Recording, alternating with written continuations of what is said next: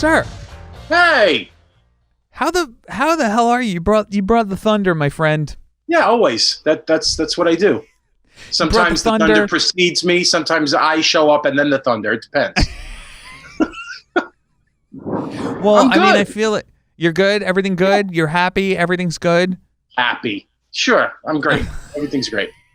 What is happy anyway, my friend? I know it's everywhere. I mean, it is literally like it is thunder and lightning. It's crazy. Yeah, the sky just opened up. But I love it. What a perfect day to do a podcast. What a perfect day. We're inside for a reason now. Like I wouldn't be outside anyway, so I'm not missing anything.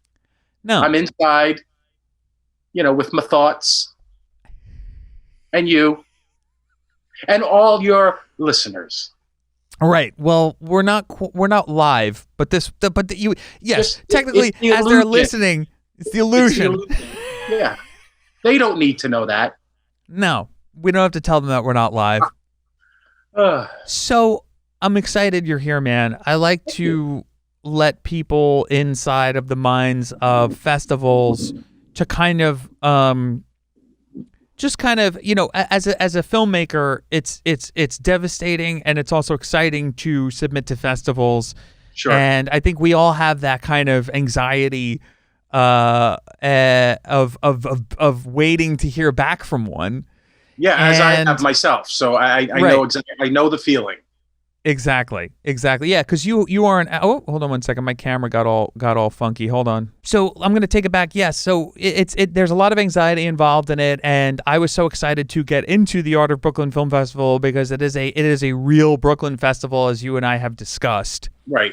And I want to walk through that a little bit about how the festival kind of separates itself from other, I'm going to say, quote unquote, Brooklyn film festivals, not to talk too much shit, because I respect film festivals for what they are. But let's face it, a lot of Brooklyn film festivals, was that thunder? Yeah. Wow. That shows you I'm getting ready to say something important. Wow. Right before my big statement, we had thunder. And my windows are closed, by the way, just so you know. Yeah. Well, I'm in like a kind of a dead room, like I have everything soundproof, so it's pretty good in here. Like I'm not going to get a lot of the outdoor. I have like a noise gate on here, but for you on your end, it is what it is. So there's a lot of quote unquote Brooklyn festivals that are not even run by people from here, and most of the films that get in have nothing to do with the borough. So I loved your festival because you were taking films from each borough. You had a questionnaire that was from different sections of the borough of Brooklyn. Right. And I really loved that. And it was also in the questionnaire, you were like, are you from Brooklyn? Not saying that you exclude people that aren't from here, but walk me through where that kind of came from with you and Joseph Shahadi. Were you and Joseph Shahadi, who is pretty much he's the festival director, you're the communications director? He's the executive director. We're both we're co-founders, and my job is communications director. So I do, I have a background in advertising, as we talked about, as an art director and then a copywriter, then a creative director. So my job has kind of we all do there's a lot of crossover, but my job involves kind of all the public facing stuff. So like the branding, the logos, the festival poster, the website, all the social media, kind of how we communicate with, at first the filmmakers and then the audience. So that's kind of me. We set up like kind of a brand campaign for each season that evolves. There's a through line, so always know it's us, like our color palette and stuff, but there are thoughts and kind of ideas that change and evolve a little bit each year. And this year was a bigger change than we had been expecting, because it was it was our 10th anniversary, which we knew was coming up, and then a digital edition, which we did not know was coming up. So, but to get back to your question, when we started it in 2011 was the first edition. And it kind of, we had the opportunity to do some screenings and we decided that, as someone who's born and raised in Brooklyn myself, and, seeing what the word Brooklyn had, especially 10 years ago, had kind of come to mean, we felt that it was exclusionary, that it wasn't, that a lot of people who could claim Brooklyn as their identity were being left out of the kind of new Brooklyn of like girls and Williamsburg, et cetera, et cetera.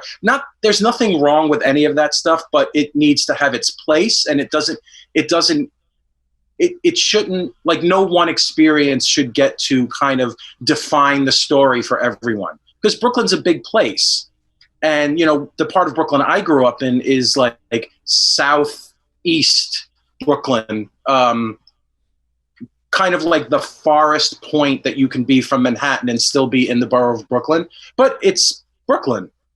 And, it's a kind of an area that, especially back then, I would meet people that have lived in Brooklyn for a few years, and they'd be like, well, where are you from? I'm like, here. But like, where are you from? I'm like, here. And then, what part of Brooklyn? And I would say, oh, I'm from Bergen Beach. It's right by Canarsie. And they're like, it's like I'm speaking Klingon. They're like, Canarsie? What is that? Now people know, because rents are what they are, and everyone has discovered neighborhoods that they were like, didn't really know about before. But we felt like there was a lot, Brooklyn had a lot to say. And if you look at the history of Brooklyn, it's always had a history of artists living and creating here, from Walt Whitman to Truman Capote to Spike Lee, like all communities and all disciplines. So we kind of wanted to focus, like, when you start something new in New York City, the first thing people usually say to you is, so what? Like, what makes you special? Who are you? So we thought, what could we do to set us apart in a way that we could say that we were unique? So our thing was, the films that we accepted had to have a connection to Brooklyn in a way that was up to the filmmaker to kind of articulate to us. So it could be, oh, I'm born and raised here, or I've lived here for 5 years, or I'm from France, but we shot our film here. Or I grew up here. We had a filmmaker who has become a friend of mine, who grew up in Brooklyn his whole life. He's a musician, but he relocated to Australia. And he made a short horror film and found out about us and submitted. And it turned out we knew people in common, of course. But the thing was, well, he grew up in Brooklyn, so that's going to affect how he sees the world, so he's eligible. So it was, how do we cast like as wide a net as possible while still giving it like a focus that we could explain? And it was good. Well, like we were kind of scared in the beginning. We were like, it's a great idea, but what if we get 5 films? What if there aren't enough films to support it? And we figured out pretty quickly that because it's Brooklyn, we never lacked for good films, and they just kept getting better every year. Yeah, I mean, you ended up getting a Spike Lee film. What was it, Two Fists Up, the documentary? Yeah. We collaborated with ESPN Films for that, because they had done a version of it for 30 on 30, and we had talked to them about it, and the person at ESPN Films said, well, there's an hour-long version that no one's ever seen. So, and we were like, can we show it? And they were like, yeah. And it was something that we kind of put together. Joseph did a lot of the legwork on that. And, it was one of those things where things take forever. And then when they come together really quickly. So it was trying to get in touch with them, trying to speak to the right person. And once we finally got in touch, they were like, sure. And they like uploaded the film that night. And it was great. And it was something that, like, we did it because we're always trying to do special stuff, not so much for Spike Lee, because he's pretty established at this point, but for our emerging filmmakers, to kind of let them know that we're always trying to do something special so that more people learn about them. and that's kind of why we've done, like, we did the 25th anniversary of Just Another Girl on the IRT, which is a like kind of a lost classic, and we had the director come and she spoke, and we actually had that that screening sponsored by the Brooklyn Community Foundation, so it was free for young women of color, so that like they could all see, like, wait, maybe I could do that, like, and you know, they were young, so a lot of them hadn't heard of the movie, and I always forget. I always think everybody's the same age. I'm like, oh wait, yeah, I forgot you're 12. Why would you know this? Yeah, you and I grew up, and this is what I want to get into too. Before we get back into, I want to get back into the festival. But you and I grew up around the same era. You and I grew up with specific films, and you know, I was thinking about it. I'm like, you know, I didn't discover art house until later in life. You know, I didn't discover these great films until sort of like my teen years, and then started going to the Angelica and films like film centers like that. But I grew up with They Live and Lethal Weapon and like all these kinds of movies. So what was your movie experience like growing up? You were born and raised in Brooklyn, correct? Yes. Well, I have a kind of an odd movie experience because my parents got divorced when I was 7, right? So I'm an only child. So I was with my dad on the weekends, and he lived in East Flatbush. And so we basically went to the movies every Saturday afternoon. And, you know, what was playing then was what was playing. So we would go see, like, I'd be 9 and seeing like 3 Days of the Condor with my father, or like What's Up, Doc? Like, because that what was in the movies, you know, Sleeper, or you know, A Midsummer Night's Sex Comedy, stuff that I was probably too young to see, but it was fine, like, because that was, you know, that was what was out. So I had kind of I didn't have a kid movie experience, although we did see those movies too. I would drag my father to like movies that he didn't want to see, that like the summer of Star Wars, I really like tortured my father because we went to see it every Saturday for the whole summer, and I made him stay for 2 showings because you could do that then. And it was awful for him, but I didn't care.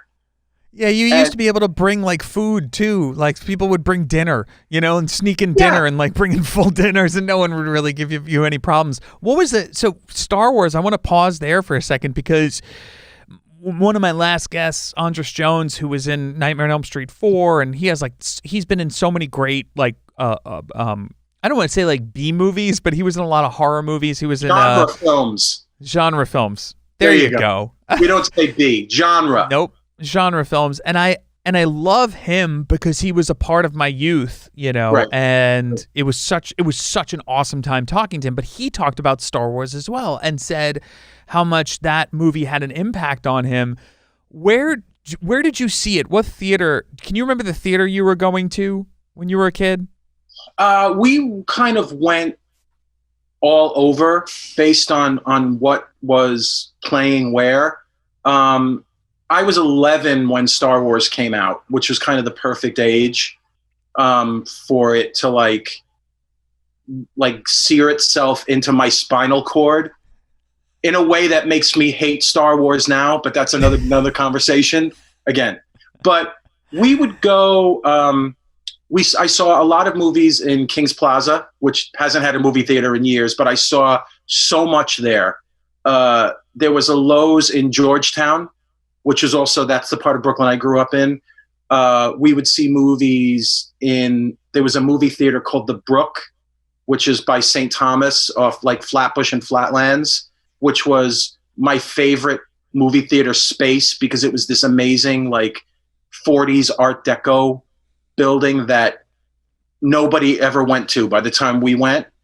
And it's funny, there was an old man that used to, every time we were there, there'd be an old man. He would sit in the back row, and he had white sweat socks, and he would put his feet up on the row in front of him and basically snore all day. And it was like he was as much of a fixture as like the screen. We went to the original Lowe's Kings, which is now the King's Theater, and I actually saw Godzilla versus Megalon there with my father, which he hated, and a piece of the ceiling fell down. And then we saw Car Wash in that theater 6 months before it closed. We just assumed forever. And I was like floored when they restored it, because I remember as a kid what it looked like then. It was like terrifying but beautiful in that way. Yeah. So, and yeah, there's a I miss, like, that's what kind of scares me about what's going on now, is that, like, when we were younger, we had these memories of theaters, right? Of these, like, Art Deco kind of, like, you know, historic theaters that have a big piece of history in New York City. right. And they were falling apart at the times that we were going. But now I think of it, and, like, younger children now, they're not going to have that experience because they just watch movies at home or on their phone. So it's like they don't have that kind of visceral experience that we had, you know, going. And I hope that they do, and I hope, obviously, everything's shut down right now, but I hope that there's something besides the IMAX and besides, you know, the bigger kind of chain theaters that they can experience and go, oh my God, there's chandeliers on the ceiling, and the lights dim, and you have these moments with film. You hear the projectors, you know, you hear things. Is that what happened to you when you were younger and watching Star Wars and Godzilla? Yeah, I think that I remember the reason I remember the individual theaters so well is because they were all really different from each other. They had a different look. Some of them were really big. Some of them were really small. I used to go to the Lowe's Oriental in Bensonhurst a lot. And that was another chunk of the ceiling fell down. 2 chunks of ceilings fell down.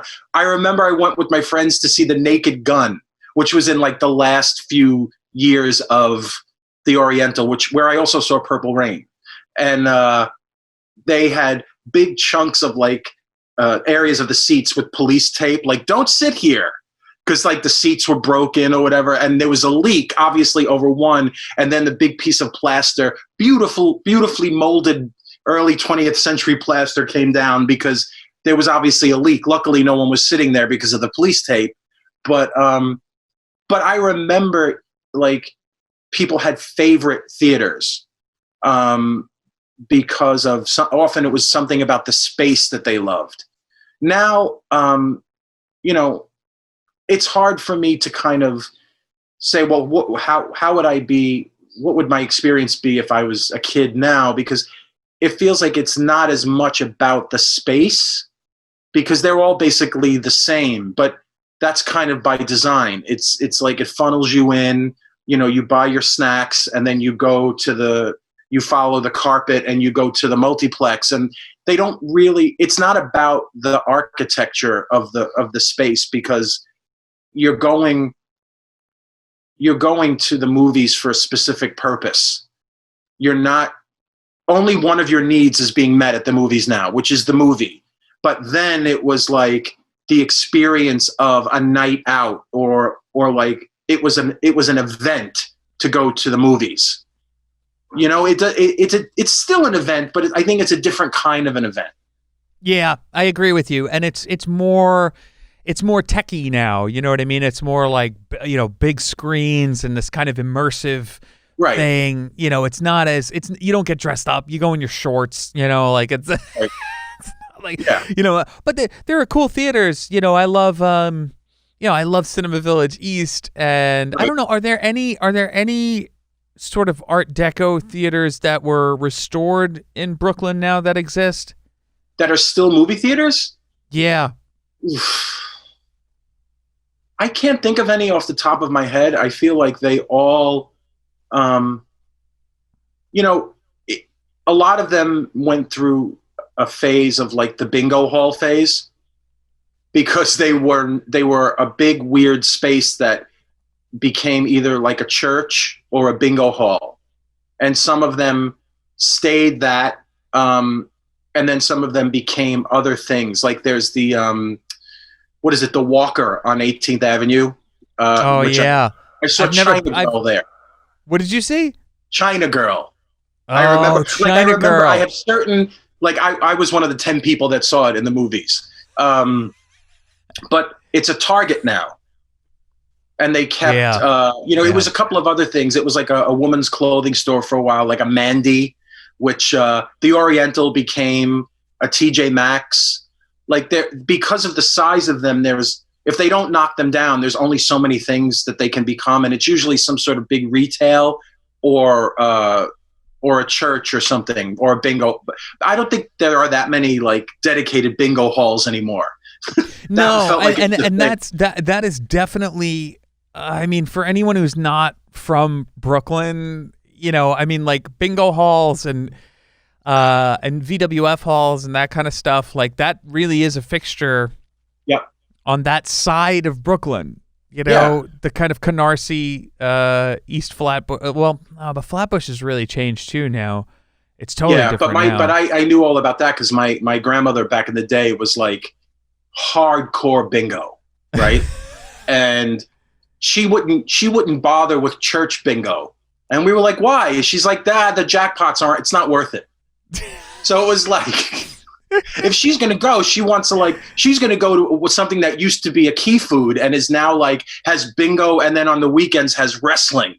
That was where the money was, not a church bingo. It's just not worth our time. So, I admire that. Yeah. And that brings me kind of to the second part that I want to talk to you about is you kind of getting into the stand-up scene. Yeah. You came up at a time. Were you coming up at that Luna Lounge time where there was the alt scene? Because I know that you mentioned the alt scene and Mark Maron. Was that your era of things? Kind of. Yeah. I started doing stand up in 1998, and I had wanted to perform in some way, but I went to art school. I had no performing background, and I didn't really know anybody who did that. And I didn't know how or I didn't know how to do it. And I had terrible stage fright. So I took a workshop at Gotham Comedy Club back when it was on 22nd Street, when it was the little one before it moved. And half of that for me was just getting over the stage fright. So I got through that, and then I kind of started to perform and other places. And I used to go to the Luna Lounge. Eating It was the name of the show. And Mark Maron hosted it a lot. And it was, small room. And I would go, it was on Mondays, I think. And I used to go every Monday. I would eat at Katz's. I was this weird guy who had this little solitary, I will have my hot dog and then I will go watch stand-up comedy and I will figure out could I do this? Is this something I really want to do? And those were great shows because of the people that were kind of the top of what the alt scene was at that time. Right. And then, there was Maron. Who else was a part of that scene? There was a bunch of people. Was Silverman in that scene, or was she?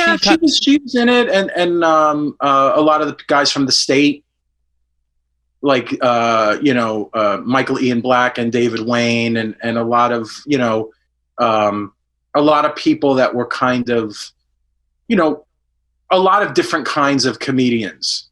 They would book there, so it was a good, because when you're first doing stand up, you're like, well, what is it like? What's my comedy voice? What do I want to say? Why am I doing this?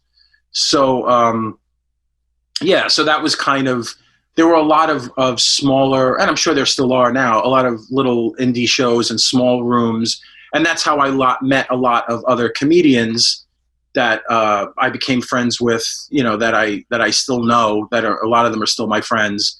But, then I was I kind of had that, like I said, I didn't know about this world. So I was like, oh, so people go to LA at some point and then they just leave New York. What? What made you want to? Yeah, what made you want to stay here? Because I respect people that don't do the LA thing. I always say like I'll go there if it's worth it, I'll go there if there's work for me, but I'm not going to go there to move. I don't see the point in leaving New York because I love New York so much. Why do you love staying? Why did you want to stay here? It was kind of, I mean, at the time, my family was here, and my mom lives in Florida now. My dad passed away a few years ago, and I had been to LA a few times for work when I used to work at my old ad agency, so like to shoot commercials and stuff. And I don't think I was like at the time kind of mentally like in a place where I could make a leap like that. Now, I don't know if that was a good thing or a bad thing. It just was. I definitely like respected people who decided to do it. But I was always of the mind of like, okay, so if I uproot my life and I go there, what do I do? Like, I'm not going to be a waiter. Like, I started stand up a little older than a lot of people. Like, I was like 32 when I did my first show, which now is like being 16. But, 20 plus years ago, it was a little older. Like, I didn't start at 20. So my life was in a different place, and it wasn't as easy for me to just be like, all right, I'm going to like get rid of my full-time job and, all this other kind of stuff and just move to LA, and again, I don't know. It's a weird thing to kind of look back on and be like, well, would it have been better if I had done that? Or no, I mean, I don't find this whole like LA is the answer thing. Like, I mean, I've been there. Yeah. And I'm like, okay, you just have to fucking sit in traffic. It's a lot of waiting for shit. Whereas New York, it feels like you could do a lot more in a shorter amount of time. I don't know. I'm not knocking. I haven't spent enough time there, like pursuing anything to make a full on judgment call about it. But I just prefer New York, man. I want to be a New York filmmaker. I want to be someone who makes films in New York. And if there's work in LA, I'll go to LA.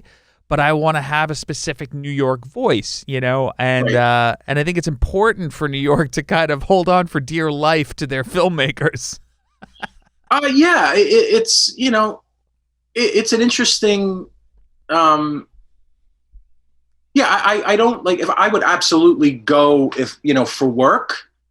But to kind of, live there, it's not something that was ever seemed appealing to me. And again, I don't know, like, as if you unpack that, like, is it something that I was like, am I making it sound that way because I was actually afraid to go? Because what if I move and I completely fail? Then what? Like, who knows? But it wasn't something that was kind of, I thought about it, and then it wasn't appealing. I didn't feel compelled to do it. So. Right. So you're working in the creative space. You're doing advertising and that kind of stuff. What starts bubbling in your mind? Is it you or Joseph Shahadi that was like, hey, let's do something? How do you two know each other? Joseph Shahadi being the co-founder. Oh, we met, like in 2000 or 2001, kind of like he had just moved. He's from Philly originally. And we actually we connected online based on people who were kind of looking for people to collaborate with creatively, when it was like something that you seemed like that was a thing to do. Like, hey, does anybody want to like do anything? And, because he didn't really know that many people here. And I was trying to like, break out of, at the time, what felt like, I need some fresh something.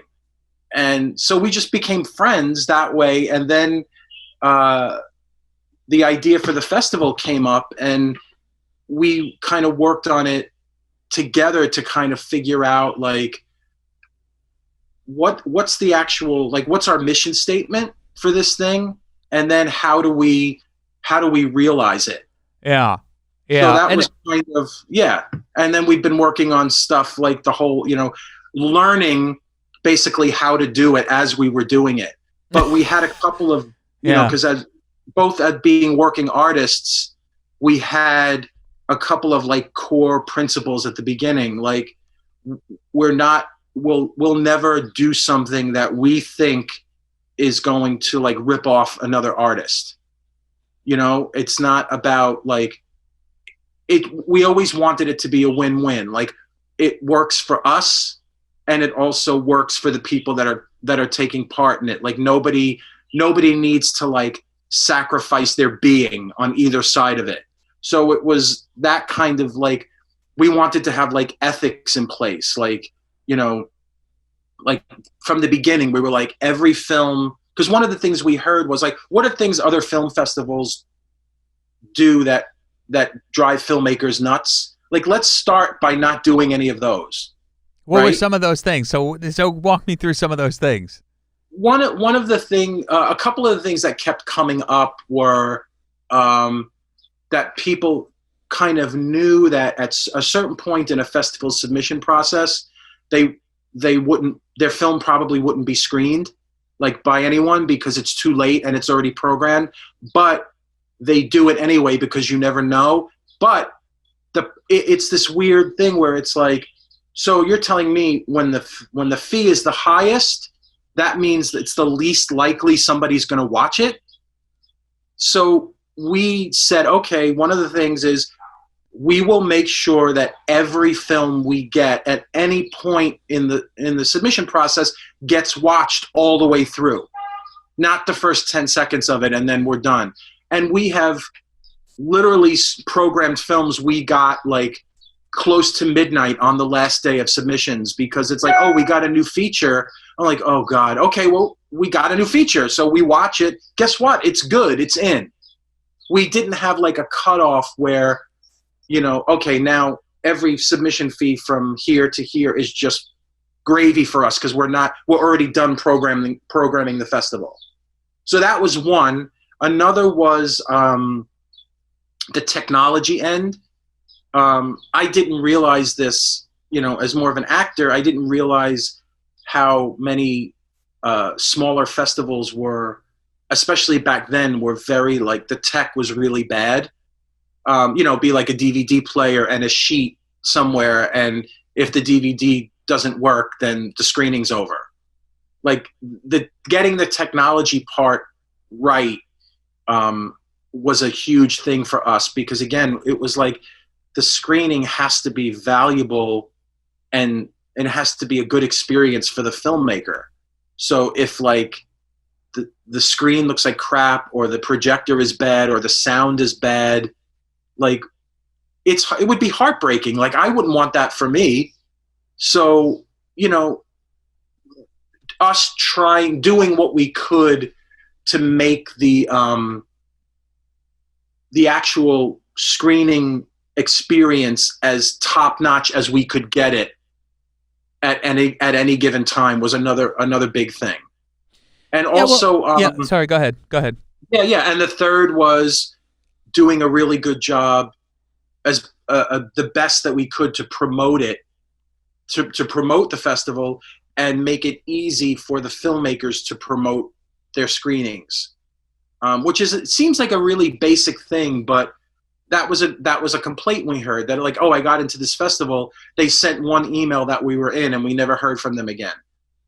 Yep. That happens so much. And for a filmmaker just to even submit it, it's a lot. It's money, it's time, it's nerves. It's like, it's a lot involved. And because you come from that side of things, you are right. Still an actor or are you still acting or no?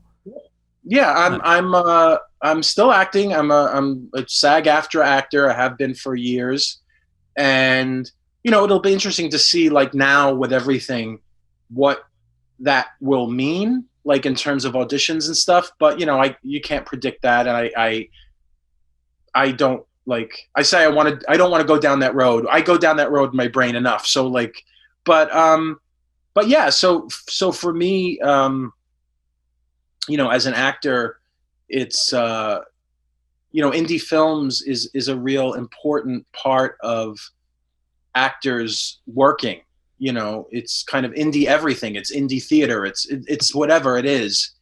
And it shouldn't be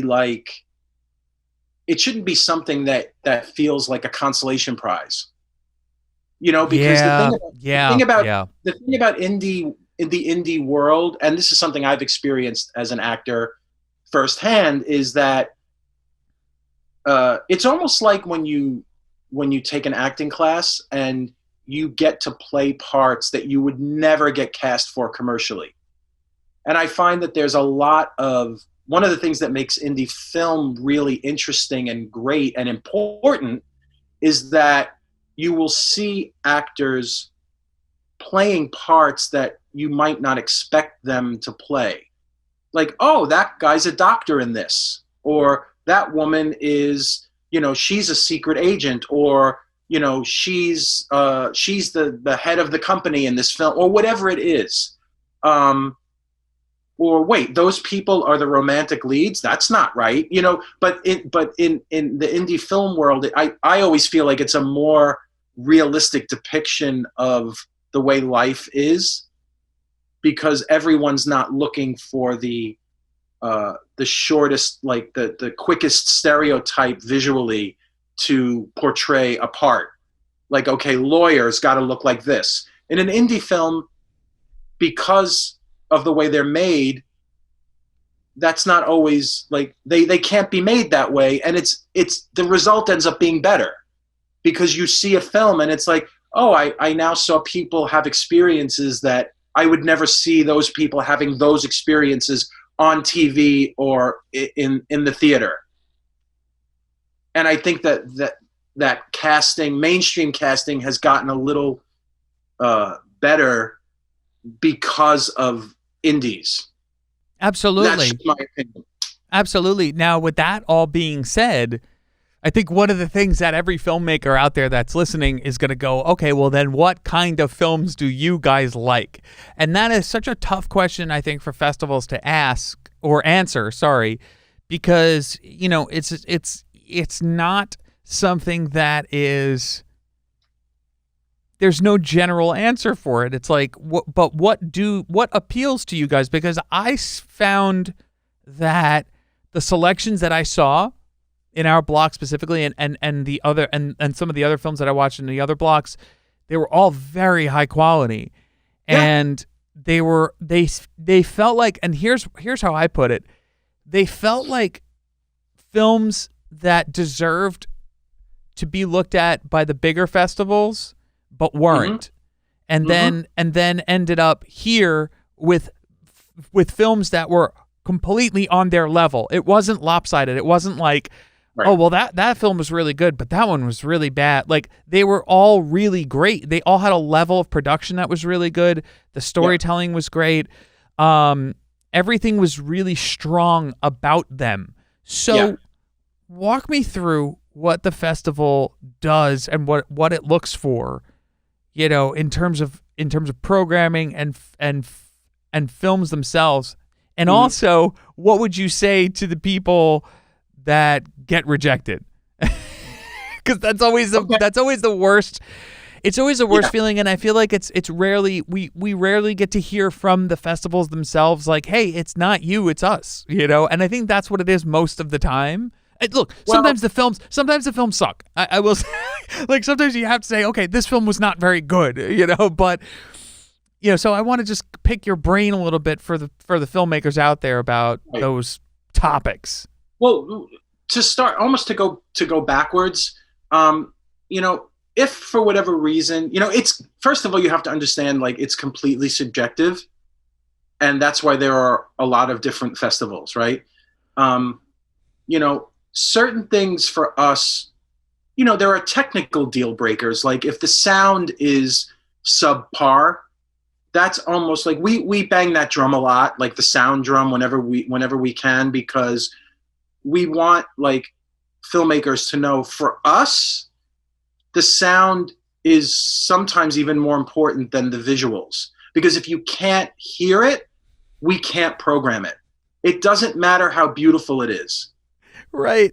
You could have the most beautifully shot film of all time, and if your sound is shit, like, there's no point.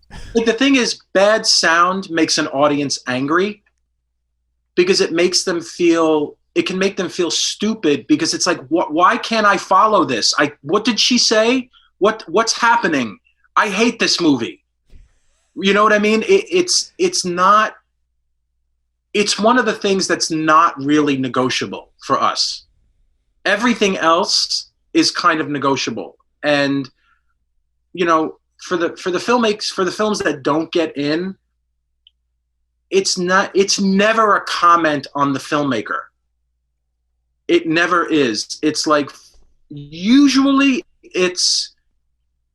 we ran out of room, and we had to not only program films that are all good, but they had to say something from a curation standpoint that meant that some just couldn't fit. There are, sometimes if someone's a new filmmaker and they have a film that gets rejected a lot, it's kind of like, you take it and you say, all right, well, what do I think? Is there a lesson for me here? Like, I know it hurts, it's awful, but it's like, okay, do I think, like, let me leave it alone and watch it again later and be like, okay, I think I see, like, the story kind of didn't go where I thought it would go, or it's edited in a way that didn't really have the impact I thought it might have. But I was in love with it when I made it and was hoping that would translate. And sometimes it doesn't, and that's okay.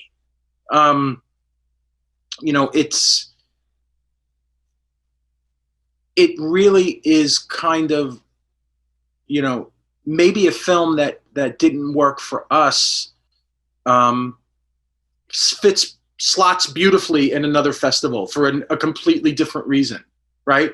And vice versa.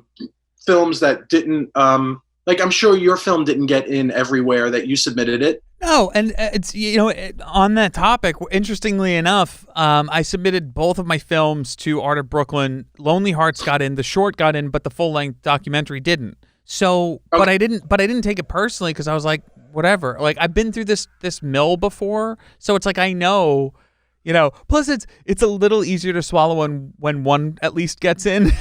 Right. If both didn't get in, I'd be like, maybe I have to reassess my life, But yeah. I think I know what you're saying. Like, it's very subjective, and sometimes you just run out of room. Like, you guys, how many submissions did you guys get this year? A couple of hundred. It went up this year, and then but because of COVID, it stalled at a certain point. So we didn't get as many as we thought we would end up with, but we still got more than ever before. So I don't have the exact number in my head, but yeah, we programmed, I think, 72.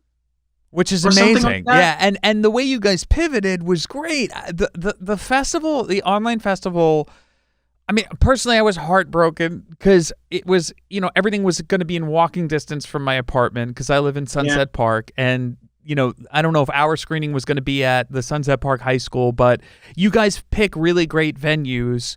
So I was a bit heartbroken about that, but the way you guys pivoted was great. In terms of where you were at year one when you started this to 10 years later, what are some of the differences in, like, the venues and things like that? Like, it really has, I mean, this festival has grown exponentially. So walk me through some of the kind of big changes that you've seen besides, like, the films. I mean, one film went on to be an HBO series, and then you have the Spike Lee thing. So obviously the festival, has merit, like there are people that are like, we want to be part of this because it means something to us. But what are some of the big differences between year one and now? Well, I would say, it doesn't surprise me that a lot of the films that we screened went on to bigger things, because there's so many talented people in this world, right?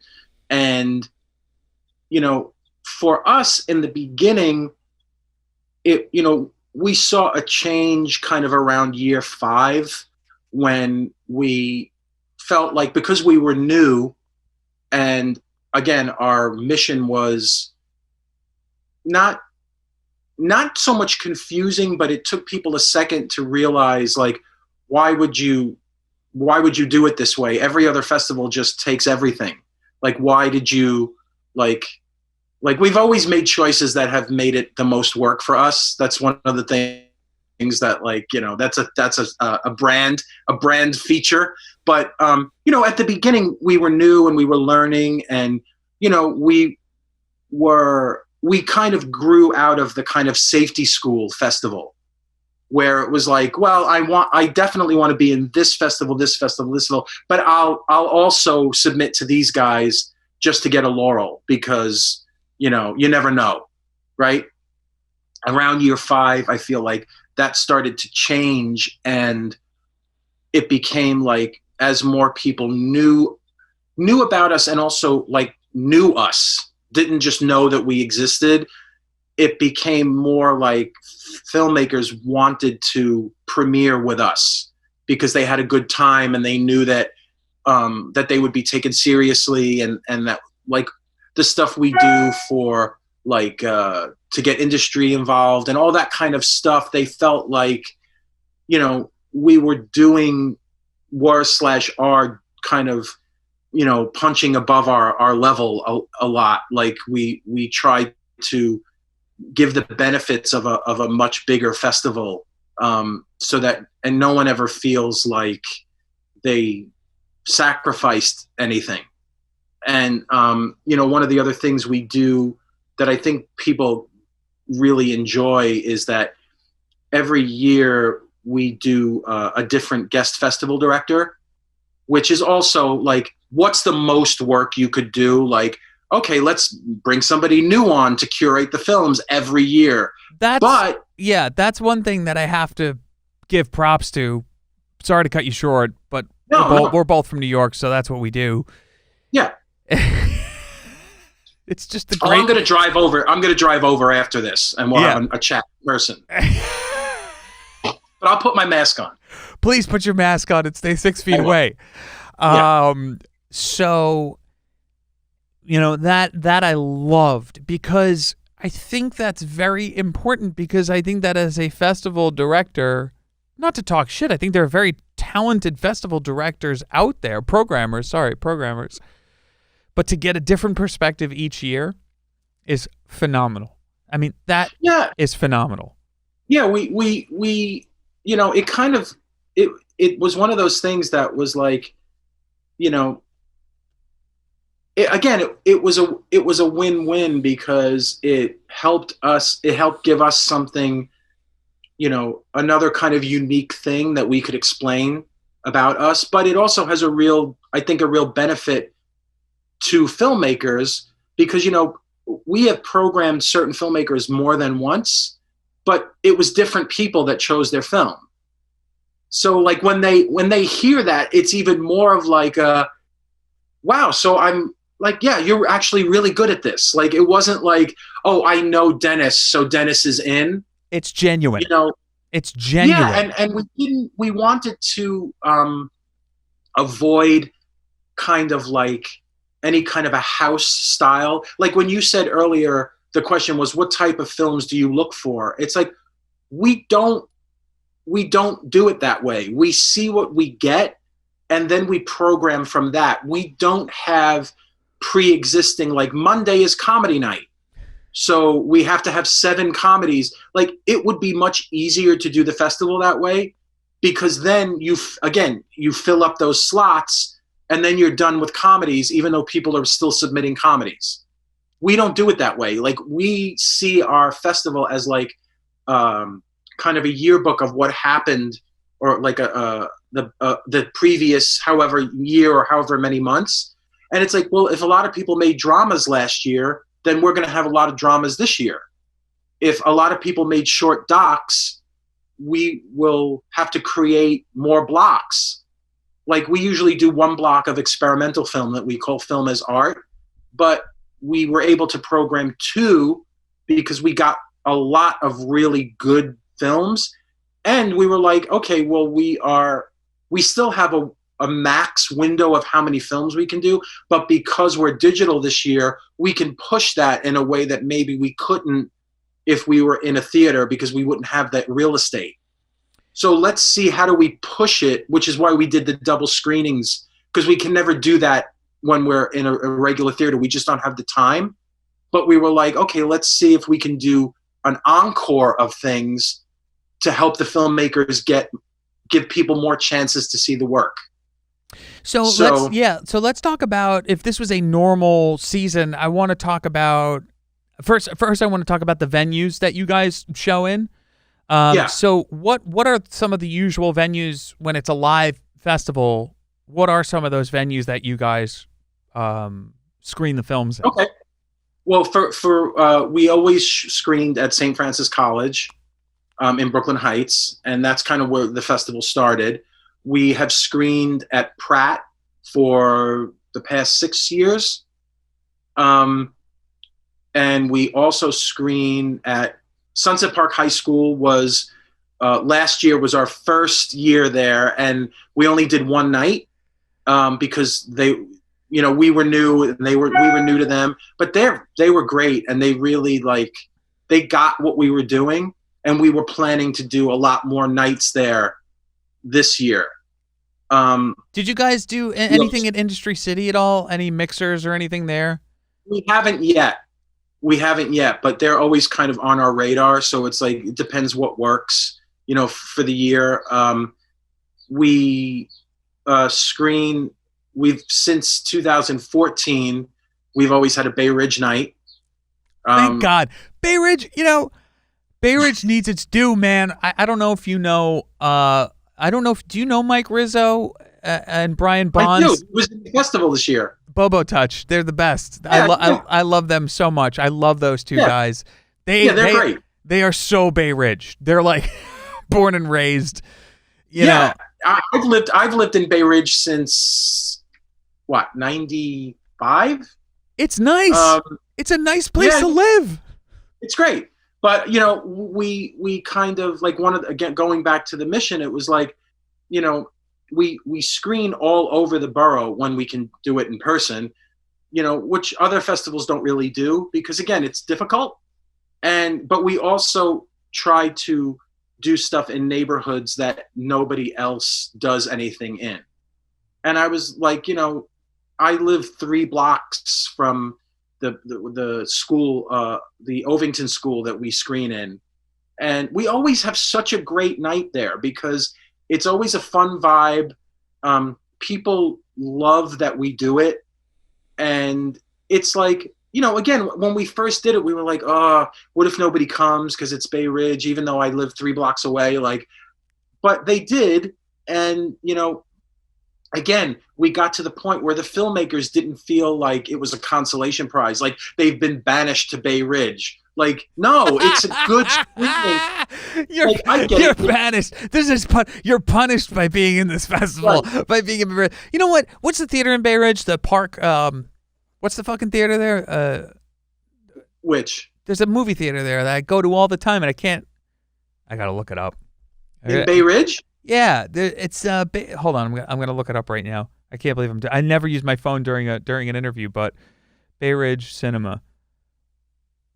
Oh, the Alpine. The Alpine. That's it. Thank you. Yeah. Love the Alpine. For a second. Wait, the Alpine. Sometimes I get afraid that I might have bed bugs when I walk out, but I love the Alpine Cinema so much. Yeah.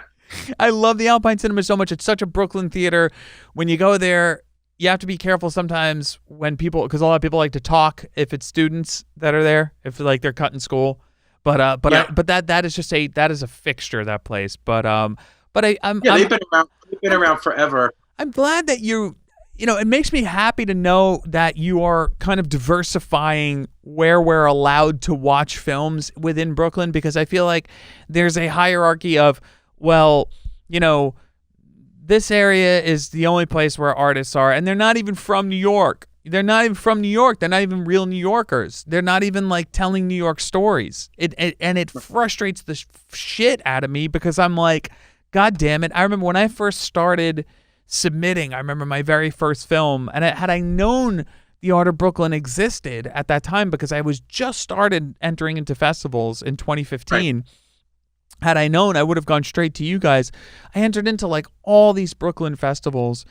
Every single one of them said no. None of my films have ever made it into the first Brooklyn Film Festival. And what killed me was that one of the goddamn festivals was right down the block from my apartment in Industry City. And I'm like, motherfuckers, I'm from here. We filmed the movie in Sunset Park, and you're not going to program it? And it's not like it was a bad movie. It was very good. It went on to major festivals. But to get burned by my own fucking borough, I was like, Jesus Christ. And then when I saw the films that were in there, no one was from New York. Not one Brooklyn filmmaker. I was like, this is ridiculous. So, well, it's funny what you said about like, people saying what's like where you're allowed to see films. And it's like,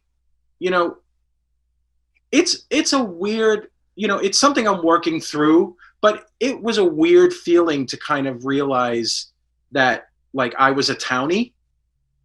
Like, it wasn't something when I grew up... Like, about bingo halls, buddy. You're a townie.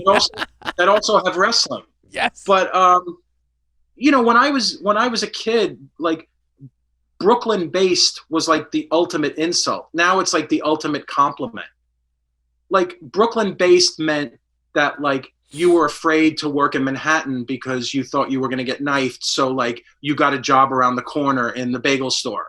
Like it wasn't something like, oh, you're so Brooklyn. Like it was an insult. It wasn't like très Brooklyn. Like that's like the thing. Yeah. Like it didn't symbolize, but there are also like, I will name check Annabella Sciorra, right?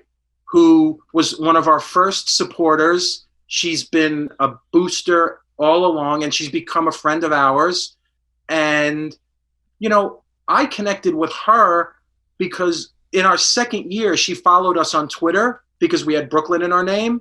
And I was like, this can't be her, right? So I followed her right back, and I sent her a message, and we chatted, and I was like, not only is it really her, but I found out that we grew up like 5 blocks from each other. That's insane, dude. That's crazy. That's crazy. Where her mom still lives. Her mom still lives there. Yeah. Right? And, are you going to tell anyone she's not an artist? Right. Exactly. Not only that, but we also have, I mean, look, there's also, she's not from Brooklyn, but Eliza Hittman does tons. All of her films are based on the other side of Brooklyn, and she does capture it very, very well, even though she's a Upper East Sider. But quick question. That's okay. Yeah, I know. It's fine. But quick question. Do you remember, because you were like, you remembered when it wasn't even okay to be in a Brooklynite. Do you remember when I first moved to Brooklyn, cab drivers, before Uber, cab drivers wouldn't take me to Brooklyn? Did that happen to you? Always. Always. Yeah. It was crazy. They were like, I'm going to Brooklyn, and they would drive away. Right. Yeah, it's illegal, but so what? What are you going to do? Yeah, but, I mean, it's New York City. Like, I mean, if you're a New York City cab driver, if they're going to be like, fuck you, and then just go. And if you could get one to take you, it was like you had to basically be like the Google Maps for them. Turn left here. Right. Go 2 right lights and take a right. You want me to drive? Like I would be like, you're going the wrong way. This is faster. Do this. Where are you going? Where are you going? Where are you going? You're not even going the right way. You'd argue with them. Before I was sober, I'd be drunk, being like, "What are you doing? No, you're going the wrong fucking way." Right. But we've already done an hour, and this was great. But I want to talk a little bit about how you guys pivoted so well, and what that process was like, and what do you think the future is going to be? I mean, you guys ended up using Eventite, which pretty much every festival is using. Here's how I see things going, and I hope the future is like this. I hope that not only the bigger festivals adopt this, but the mid-level and the smaller festivals do as well. I saw this whole thing as such a benefit to opening up more opportunities for films to be seen. So if you don't get into the major part of the festival, so like say Sundance, right? Sundance is so fucking exclusive, it's ridiculous, right? But what if they did a branch off and we're like, well, we're going to do an online portion too, where more films can get in, and you exclusively do that, as well as the live screenings, which are much more exclusive, much more, heavy in terms of networking on all that stuff. And obviously that's like the one that you really want to get into, but not like sort of a consolation prize, but hey, now you can also we also have this branch of things where the lesser, the films that we couldn't program live can go. Can you see festivals doing that in a way? Would that be smart? I think so. I think that it's not only smart, I think it's going to be necessary. We like the amount of like kind of stress that it kind of put on us to pivot the way we did. Like, I didn't realize that like it was like 2 weeks after the festival and I was still tired because I felt like I was literally running, like adrenaline had replaced most of my blood. And because it was a couple of things that the learning curve was one, right? Because we didn't want to fuck it up, right? We didn't want to like promise something that then was a huge disappointment. Because that would have, and it was like our 10th anniversary. Like we didn't want it to, we wanted it to be good, like just good. But also, as a filmmaker, you probably know this, that the dirtiest phrase has been online film festival for filmmakers. Totally. It almost is, my first film, because I didn't know a lot about festivals back then. I was submitting to a lot of them online, and a lot of people actually saw the film, and I saw the benefit in it, and we were winning all these awards, and but a lot of people ended up being like, "Ugh, online festivals, why the fuck did you do that?" But I was like, "Wait, no, but we were doing well with it. Besides going to the live festivals as well, because we were getting into those." I wonder why there's that stigma, but yeah. I think that there's a stigma. There has been a stigma because there are, it seems to me that there's a faction of people who would really prefer that it was the 20th century or the very early 21st century, because this is how you did it. This is how it got done. And if you didn't do it A, B, C, D, don't bother doing it at all, because there's only one way to do it properly, and this is how it is. And we've decided that, and we can stop thinking now. We don't have to evolve or change, because that's scary and it's a lot of work and it makes us tired, right? We kind of came at it from, like, we had talked about several years ago, like, could we add an online element to the festival as a way to program more films, and give more films the benefit of an experience. And we kind of kept saying no, because we didn't really have the technical aspect of it seemed like was a little daunting at the time, and we didn't have enough like bandwidth to really focus on it. And we knew that this online word was very was drummed into filmmakers' heads, that like, if you ever did anything online, it means your film is less than, and it somehow will completely destroy your chances of doing anything with the film in terms of distribution, right? And you know, when we had to pivot this year, it was really, we made the decision like in February that we were going to have to do it. And it was like, it was a terrible feeling because it's like, well, what if we understand what's happening, especially in New York? Like, we don't really have an option. What if everybody else, though, decides, I don't want to be in this festival, and they all pull out?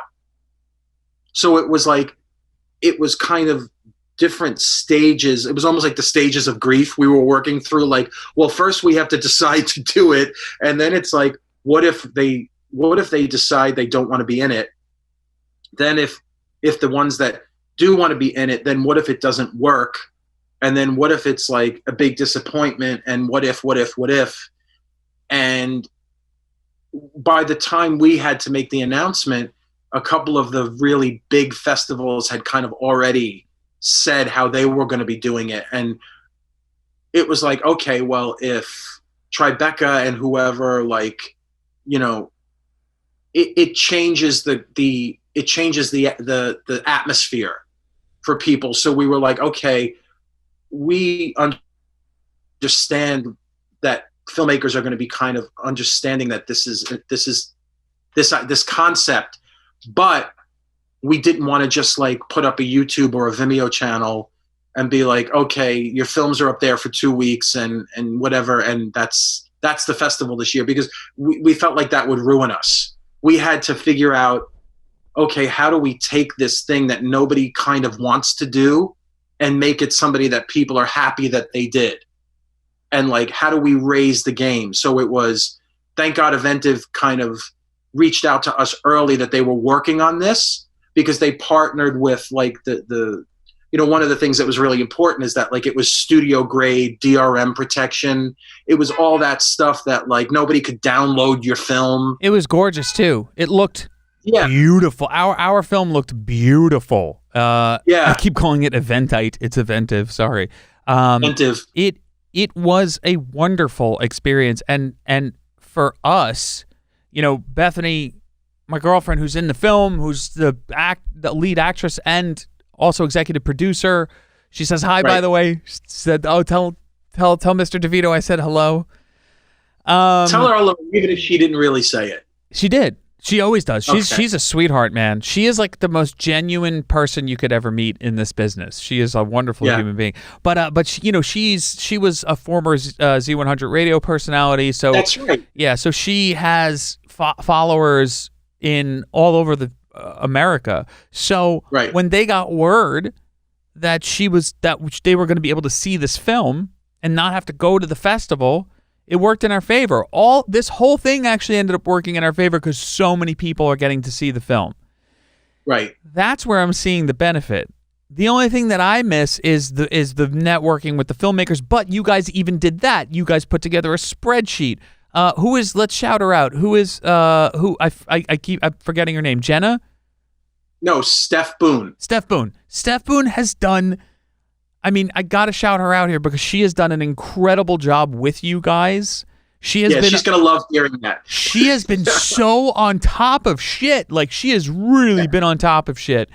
Very impressive. One of the things that we were like, you know, communication was another one of the core things that, like, when I was talking about earlier, like things that we knew had to be like in place. And communication is one of those things because, you know, again, because we're artists, like we know how fragile people are and like kind of like an exposed nerve around this stuff. Oh, it's like a fucking root canal. You know what I mean? It is like I can't. I always tell Bethany. I told Bethany because I think this was her first time ever, you know, understanding the film festival circuit and what is involved in it, and like, you know, I mean, right away, I was like, we really shouldn't waste our money on South by Southwest or Sundance, but because she's the executive producer, South by got canceled. Yeah, I know. I mean, we didn't get into it anyway, so it doesn't matter. But I told her, I said, those are the festivals that there's no way we're going to get into it. There's no way. I just know that my films just, they don't like my movies, you know? And it's like, it's fine. I know what film festivals to go to. We actually shifted direction halfway through the submission process because we were like, wait, why aren't we going for horror festivals? What the fuck? We pivoted and started submitting to horror festivals. Now we're getting into like every single one of them. But this is also like, this is part of the learning process, and this is one of the things that, you know, we tell filmmakers when we have the opportunity is, you know, part of it, you have to have a strategy of how you submit too, because unless you have unlimited funds, like there are so many festivals, and it's like, you know, we always say like, what can we do? We always have said, like, one of the questions we ask ourselves as like part of our brief is, are film festivals necessary? Like what is their job? What do they do? And what value do they add? And we always try to answer that in ways that are kind of like, that make sense, that are relevant now, not relevant 10 years ago. So we try to do, like we did our Zoom webinar things about film financing and like how to kind of package your film and how to present it. And it's like, we try to do, like, we always, or like, our filmmakers have the creative stuff on lock. Like, that's not, they don't need help being creative. It's, if you want to like apply business thinking to your films, and not everybody does, but a lot do, like, what can we do to help people in that area?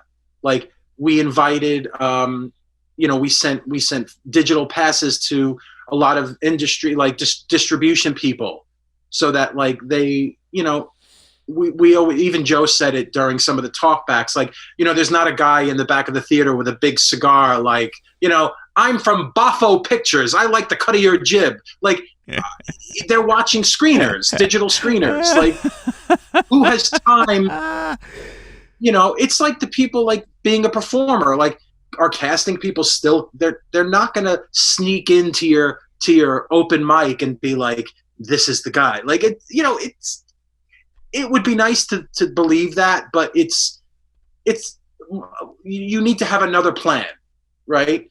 You need to kind of, how do you set yourself up to succeed, and how can we as a festival help you set yourself up to succeed? And this is kind of like what we were talking about before, about the hybrid nature of it. You know, next year, we don't know where New York will be in terms of like this kind of stuff. You know, is a school or an educational institution even going to issue a permit to an event like ours? How much will it cost? Will event insurance be incredibly prohibitive? It's already not cheap, but will it go up? Right? So we have to say realistically, if what's available to us to make a good festival. You know, it may not be 10 days of live screenings and nothing online. It may be 4 or 5 days in live and 4 or 5 days online where they don't overlap, so people don't have to pick and choose. Like, but we need to know, like, now that we know how to do it well, it becomes part of our plan. Like, now we won't be taken by surprise by what happens next year. Yeah. So yeah, it's, you know, the learning curve was steep, but we did it, and now we know how to do it. So now we know that it's part of how we are going to create this festival going forward. And it was a success, and people really loved it. So that was like, you know, it was like proof of concept. Because, you know, the truth is we always listen to filmmaker feedback, and it's like, if we're doing something or we think something will work for them, that they say, don't do that, or what if you did this? It's like, well, can we do that? Because it's, you know, like I said to you, one of our lines in our mission statement is, you know, festivals exist for filmmakers, not the other way around. And you guys, the filmmakers, don't like, you're not like, you're our customer, right? So how do we keep providing value for you even beyond the festival, like the networking form that Steph and I worked on? And it was like, send it out to everyone. Like, I actually used it the other day because I was going to email a composer, Jeff McQuilkin, who has come to the festival a lot. And I'm like, I forgot his email. And I'm like, oh wait, I know he was on the document. So I just grabbed it. Yeah. I'm on there as an actor. Yeah. I told Steph, go on there. We're going to have Jake, our technical guy, who also edited our trailers and stuff. Oh, He's shout great. out to Jake too. He killed it with social media and posting and resharing and everything. He loves it. I mean, it really was great, and you guys did such an amazing job, and I am so grateful that we got to be a part of the festival. And yeah, I mean, just to kind of wrap it up, we've already done an hour and 15. Jesus, you put two fucking New Yorkers in a room, and that's what happens. I'm just getting started. So to kind I'm of, going to go get I have to eat lunch, and I also have to edit. So to kind of wrap it up, yeah, where do you see the festival? I mean, like, you kind of already went over where the festival is going to be next year, and like, we don't know what's going to happen. Let people know where they can find The Art of Brooklyn and how they can reach out to you guys and the best way to submit, that kind of thing. Yeah. Just go to the website is aobff.org. And like I told one of my friends, it's like, AO, best friends forever. That's like an easy way to remember. AO, best friends forever. Hey, best friends. Hey, guy, go to the website over there. He's my cousin, but he's also my best friend. There's a lot of that. But there's a lot of that. I thought of something really funny before we go. Is that I know so many dudes with the last name DeVito. I've never met one, but I've never met one woman with the fucking last name DeVito. Can you believe that? I mean, really? Every one of my DeVito friends is a guy. That's interesting. Isn't that I'll crazy? Introduce you to my mother. Yes, there we go. Then I'll know one. But anyway, so also, and where can everyone find you on social media and all that stuff? For the festival? Yeah, and you too. Yeah, both. Just go. I designed the website and stuff to make it really easy to find us. So the easiest way is to just go to the website and everything is right there. We're on Instagram at The Art of Brooklyn, and we're on Facebook. But you know what? If you just go to the website, you click a button and it'll take you right there, rather than having to spell everything out. Perfect. Who's got the time? No one. Well, I do. Yeah, now everyone does. Everyone has the time right now. Man, listen, thank you so much for taking time out of your day to talk to me. Also, thank you for hooking me up with so many freaking guests. That was amazing. Good. Yeah, I got a lot of responses. A lot of people are going to be joining the show. Good. A lot of people from the New York Slice block. Man, next time I have a film, you'll definitely be, hearing from me if I ever get to film something again. This was great, man. But my camera just shut down, so okay. So I'll have to end it on this. All right, buddy. This was great, man. I'll talk to you soon. Thanks. Thanks. Thanks for doing it.